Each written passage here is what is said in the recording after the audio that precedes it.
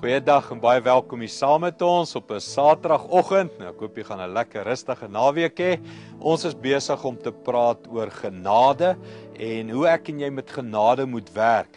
Nou, vandag se oefening is iets van jou gesin en mense rondom jou, hoe hulle met genade werk. Kom ons gaan lees Hebreërs 12 vanaf vers 15 af. Hy sê: "Wees baie versigtig dat niemand van julle uitsak en God se genade verspeel nie. Moenie dat daar onder julle 'n lood van bitterheid opskiet wat moeilikheid veroorsaak en baie aansteek nie." Hy sê hier is 'n vermoë binne die mens om genade te ontvang, maar om dit te verwaarloos of te verspeel of om genade verniet te ontvang. En dan sê die waarskuwing, ons moet ag gee op mekaar, ons moet na mekaar kyk dat niemand dit doen nie. Met ander woorde, daar's iets van evalueer mekaar en praat met mekaar van, is jy in die genade? Leef jy in God se genade?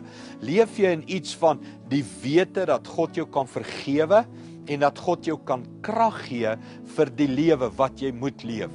So, daar's iets van, kom ons kyk na mekaar, kom ons doen ondersoek, maar ook die heeltyd die bewustheid, hoe leef ek met die genade? Verspeel ek dit? Nou, verspeel beteken iets van ek ontvang genade, maar ek gebruik dit nie. Gebruik sy krag, gebruik sy liefde, gebruik sy lewensverandering van genade. Dan sê hy iets van die effek.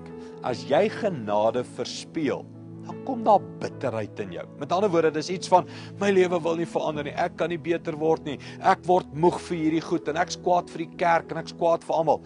Jou bitterheid, oor dat jy nie genade gebruik in jou lewe nie, dit wortel uit, dit sprei uit na ander mense toe, na almal om jou.